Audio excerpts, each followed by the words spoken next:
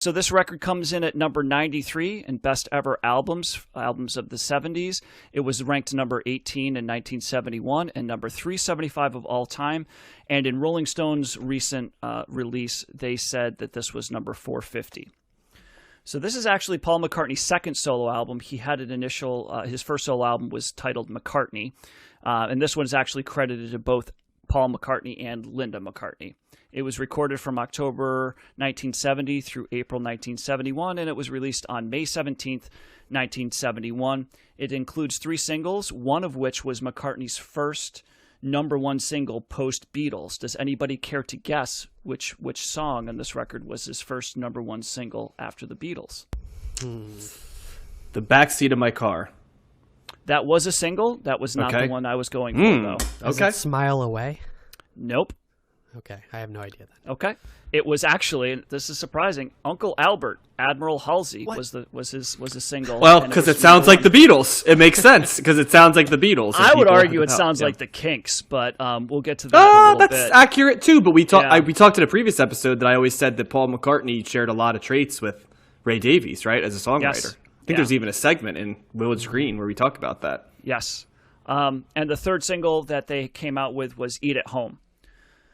So 6 of the 12 songs. That makes sense, yeah. Yep. 6 of the 12 songs on this album are credited to both Paul and Linda McCartney, although she had limited to no songwriting history before. She's a photographer, but Paul McCartney did bring her on, and she's wrote, I don't know exactly how she wrote, maybe some lyrics or something, but she was credited for half of the songs on this record. Does she sing backup too on this? She does, yes. Yeah. Okay, yeah. And who did she... Go ahead, I'm sorry. I was going to say she takes co-lead on a couple of places as well. Yeah. Who did she photograph the cover of? Remember we talked about her Jimi under Hendrix, her maiden Electric name? There we Ladyland. go. Perfect. Thank you, Matt. Good call.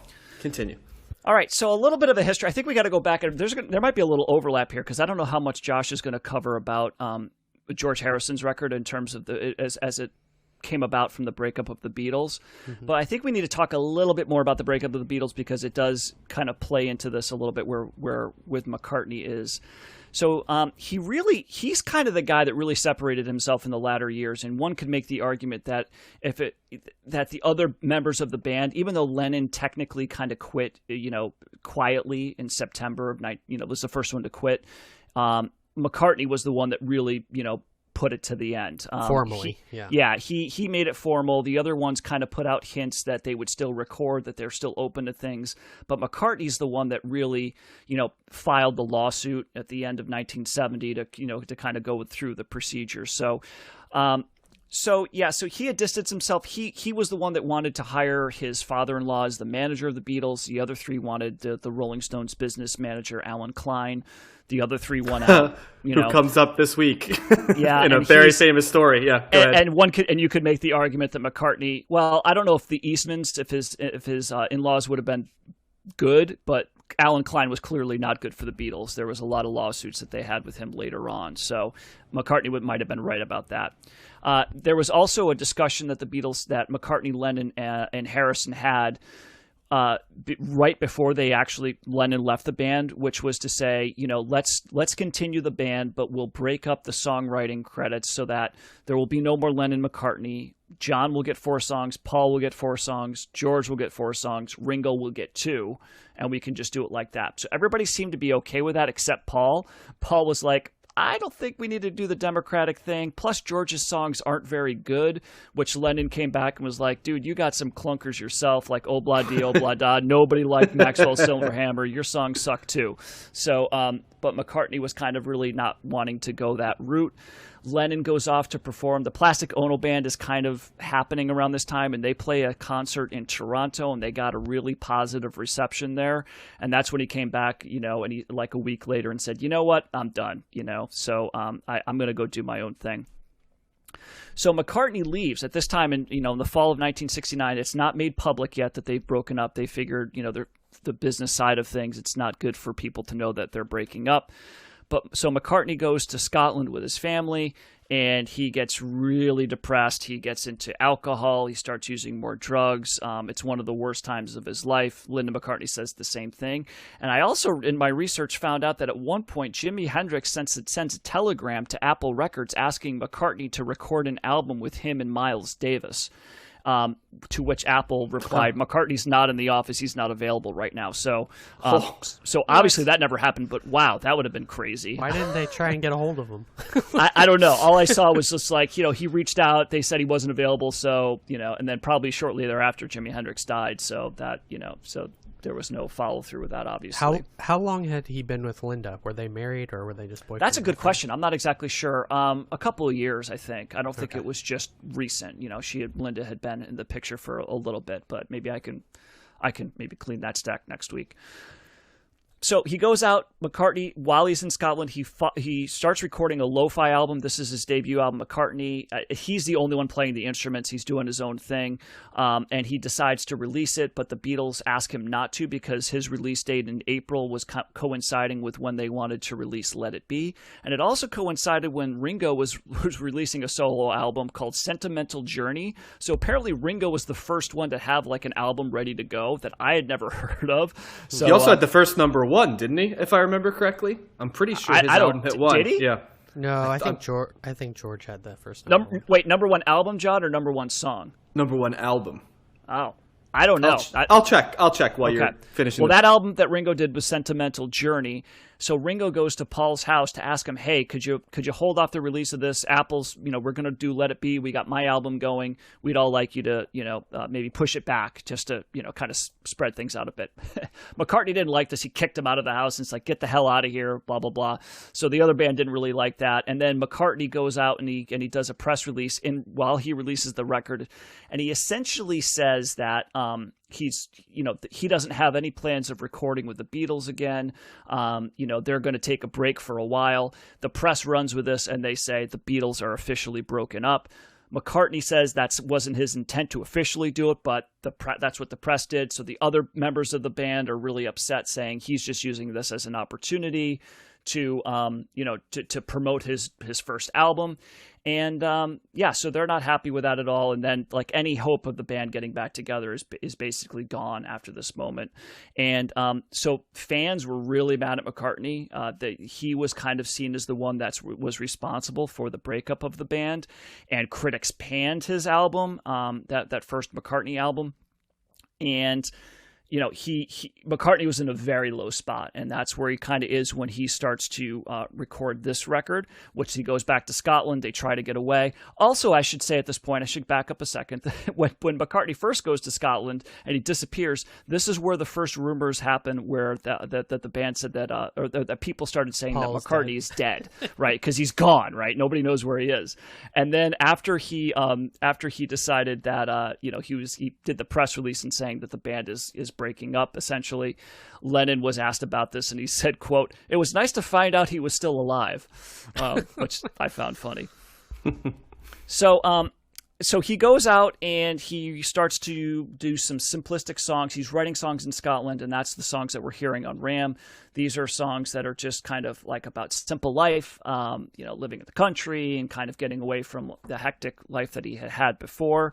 He did ask Linda to join the band, to join him at that time, because he was intrigued with harmonizing with a woman. He had never really done that before.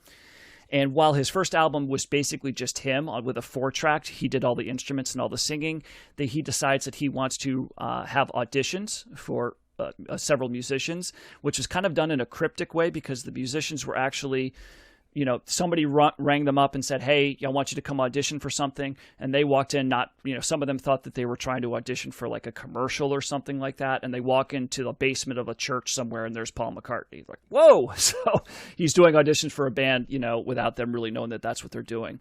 So you have on this record Paul McCartney with vocals, bass, piano, keyboards, and the ukulele. And Linda McCartney's doing some vocals, but you also have Danny Sewell on drums. A couple of guitarists, David Spinoza, who's there for a little bit period of time, and then Hugh McCracken, who I believe is Phil's brother. And he's the one that played guitar also on another album that we covered before, which is Eli and the 13th Confession by Laura Nyro. not Laura Nyro, Yes. as I initially thought. No, He also played with Van Morrison and B.B. King and the Monkees previously to playing with McCartney. So some other CTS people that we've talked about. So this album was not well received by the critics. A lot of them, it was panned. It was also panned by the members of the Beatles. Lennon felt that several of the songs included jibes directed at him and Yoko, which actually one of them was. McCartney did admit that too many people, when he talks about preaching practices, that was basically directed at Lennon. He felt that Lennon was trying to tell everybody how to live and, what they should do. And McCartney was didn't think that was cool. And Ringo and George thought that Three Legs was directed at them. But he kind of did not, but he, pushed that off as well. But they were thinking that this is, the start of like the music wars between them, trying to send messages to each other through their songs, I guess.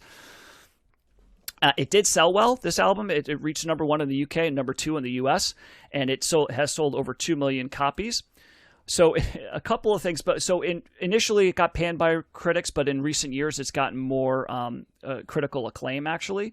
So just to juxtapose what people said about it before, John Landau in Rolling Stone called Ram, quote, incredibly inconsequential and monumentally irrelevant.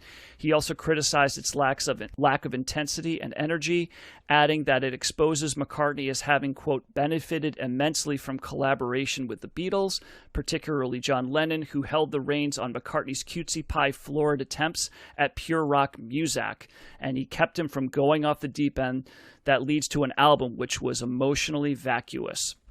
Wow. So tell us what you really think. Yeah, exactly. Ringo said, I quote, I feel sad about Paul's albums. I don't think there's one good tune on that last one, Ram. He seems to be going strange. But recently, AllMusic editor Stephen Thomas Erlewine wrote, quote, in retrospect, it looks like nothing so much as the first indie pop album, a record that celebrates small pleasures with big melodies. And Pitchfork's Jason Green similarly felt that McCartney was, quote, inventing an approach to pop music that would eventually become someone else's indie pop. And he called Ram a domestic bliss album, one of the weirdest, earthiest, and most honest ever made. So quite the contrast in reviews between then and now.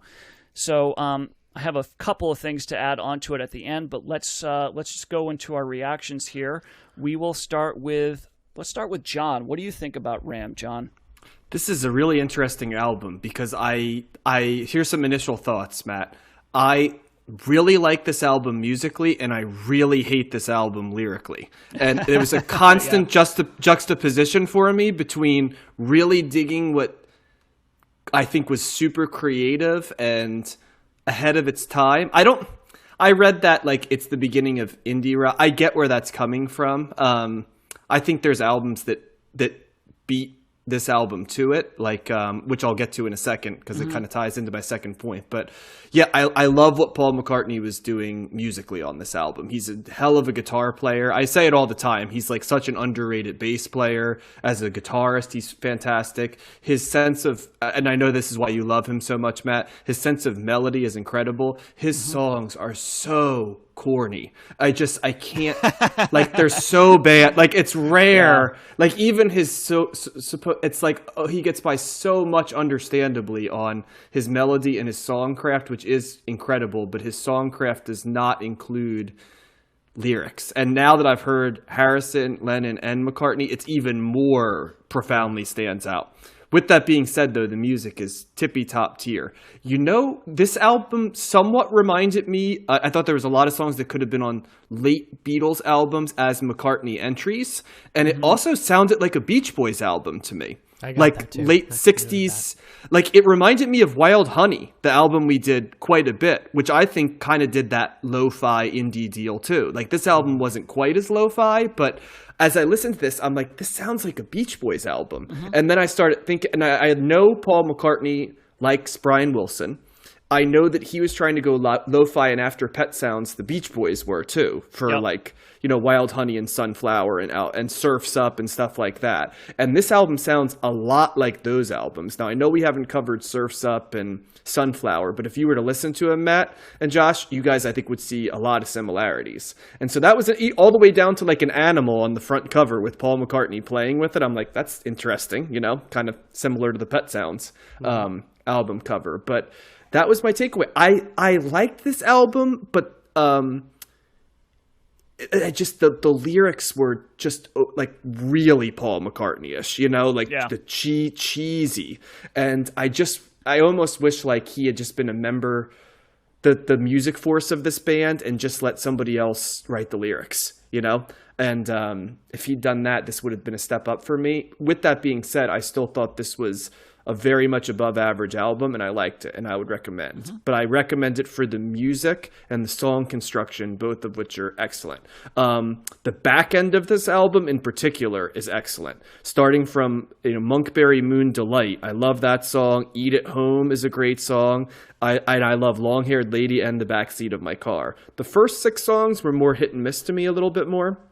There were some gems in there, but there were some very forgettable songs. But they also were, you couldn't ignore the lyrics more because they were more stripped down, whereas the guitar kicked in a lot more in the back end. You know what I mean? And the music, the layer, and it was much easier to kind of lose yourself in it. So there's my takes. Well, I should mention too that he chose the title Ram because it was he saw it as like a strong force, and he was trying to, and it also ramming, it means like kind of pushing forward strongly. So he's like, I'm moving forward, I'm done with the Beatles, I'm doing my own thing, and here it is. So he wanted kind of a stronger feeling towards it, and that's why he went with that title. So I think All Things Must Pass is a better end of band title, to be quite honest. But it also, hey, I get but it. it also fits both of their personalities. Yes. It does. It really does when you think about it. Yeah.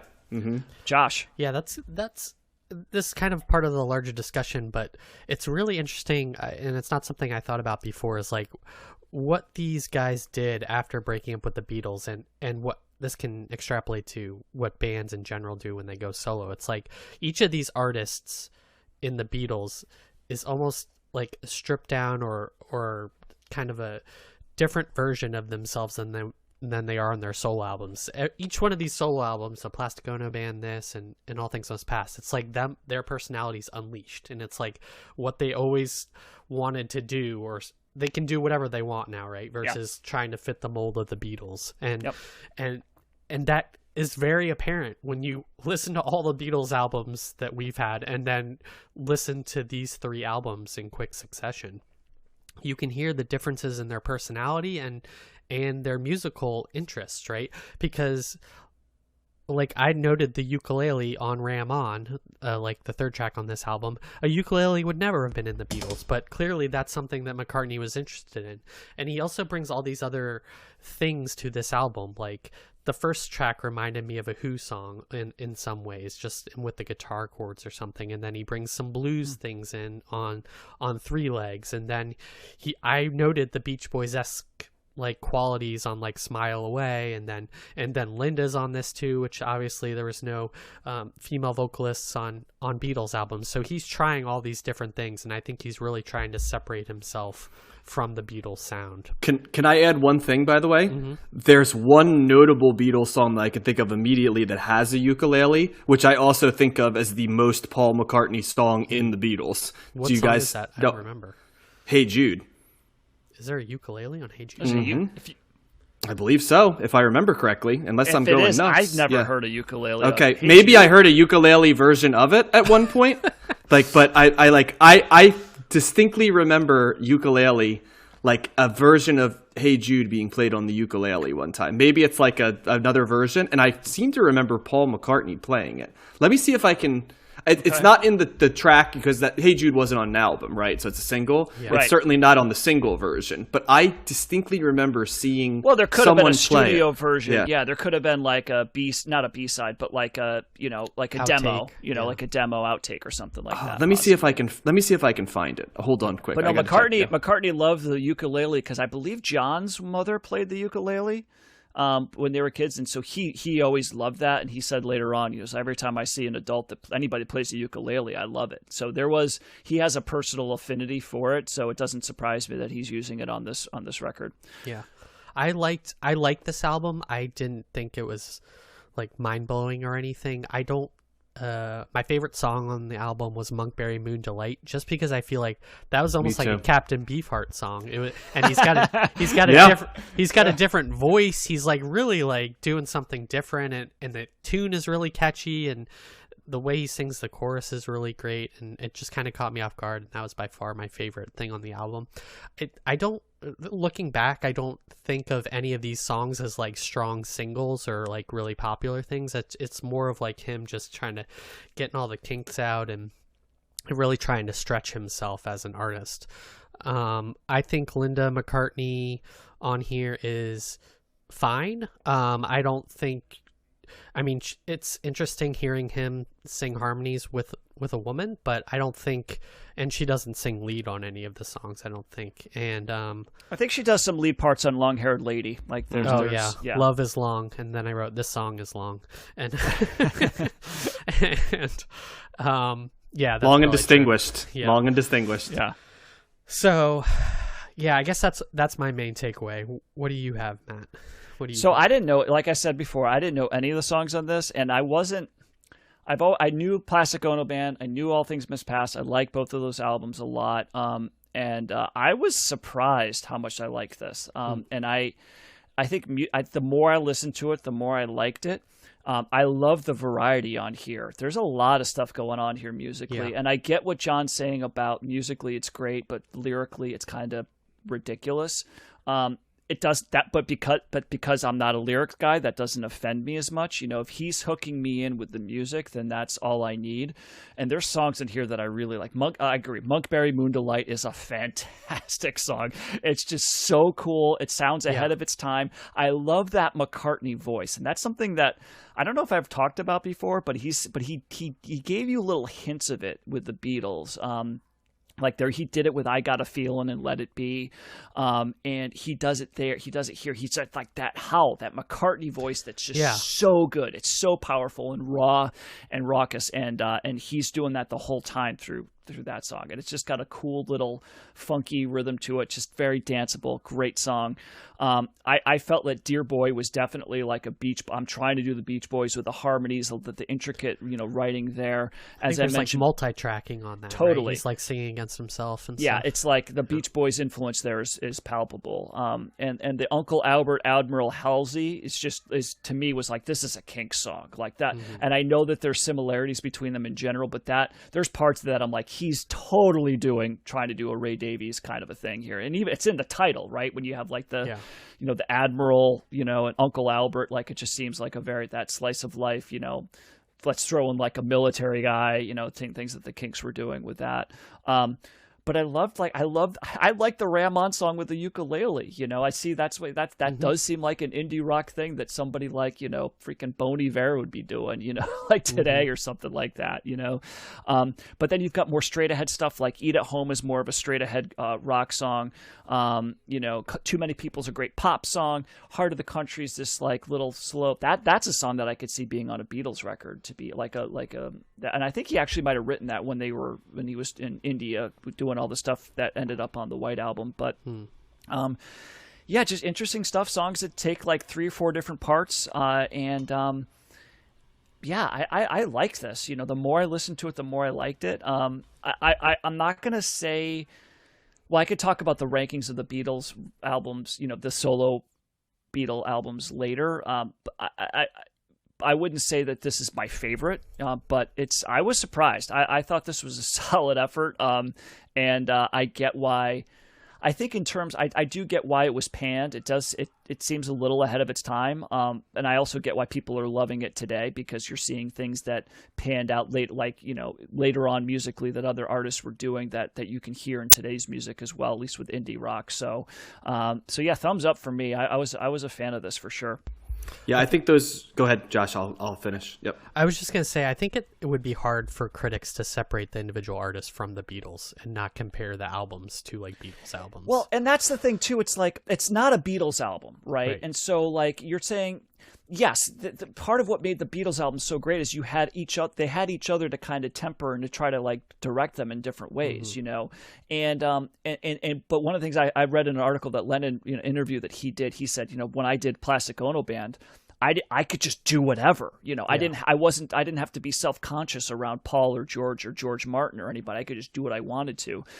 So I didn't expect this to be as good as any Beatles album. And I'm not saying that I'm not. I don't know. I haven't really compared it to every Beatles album, but it's good, right? It's really good, and I didn't expect it to be the Beatles album. And I don't think anybody should listen to any solo, you know, post Beatles album and expect it to be like that. So, yeah. There's. I'll add. There's definitely like an orchestral element on a couple songs as well, which is along with that ukulele choice on Ram On, right? The other thing that stands out. The rest is pretty straightforward. You know, guitar, drums, quite a bit of piano, you know. And Backseat of My Car is kind of an intricate song. There's a lot. That's an interesting song. I really like that song, actually. Yeah, me too. That's where I think if you're talking about as a modern indie type place, that's probably a song that I think most lines up. It's also one of his better songs lyrically. And just to clean a stack, while it did not have ukulele, and I was trying to say, Hey Jude, the regular one, does not. It is considered to be the song that you start with if you're trying to play the Beatles on ukulele. So I'm kind of full of shit, but also it does get... So I did clearly see someone play the ukulele version of it. Somehow I thought it was Paul McCartney, because I know Paul McCartney loves the ukulele, but I'm only half full of shit on that one, so I apologize. So any Beatles fans listening to this who are like, John's full of shit, like, I was a little bit wrong there, and mea culpa. So that's all good. Yes. Hey, John, I know you probably didn't pick up on this, but do you know what the backseat of my car is about? Philosophical discussions under the stars, under Las Estrellas, something like that. Yeah. I would also say that I think that probably what you're saying, John, the discrepancy between how much I like the music and how dumb the lyrics are, I think for me is the biggest example of that is on Smile Away, which I love the music for that, but I'm just like, he's talking about somebody smelling his feet.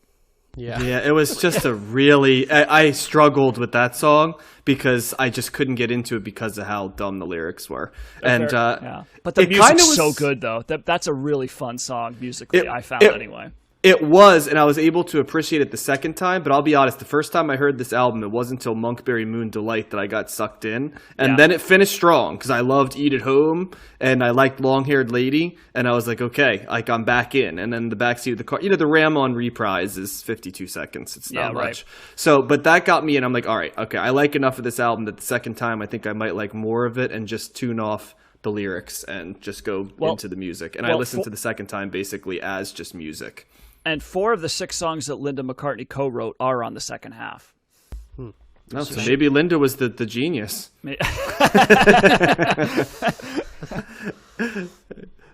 Well, she sings on all those, or a lot of them, too. I was hoping we wouldn't say anything else, that the segment would end on that, so we could just make more people angry. So, yeah. So, yeah, I guess interesting out journey into the... Yeah, and I would say, too, just to finish this up, we are going to cover one more Paul McCartney album. This is the second highest rated McCartney album. We're going to do Band on the Run as well. Oh, nice. But Wings. That's right. But so, and Wings comes after this. I think these guys, the people in this incarnation of this of Paul McCartney's band here, actually ended up playing with him on Wing, or became part of Wings. So I also found out that he recorded a purely instrumental version of this record. But he did. Oh, there we go. But it wasn't released. He recorded it at the same time that he did Ram, but he didn't release it until 1977. So he just got busy doing other stuff with Wings, and then later on decided to release it. But he released it under a pseudonym, and you can listen to this on Spotify if you want. You do not search Paul McCartney. You search for the artist called Percy Thrills Thrillington, and the album is called Thrillington. And there were rumors that this was actually Paul McCartney, but he never officially admitted to it until 1989.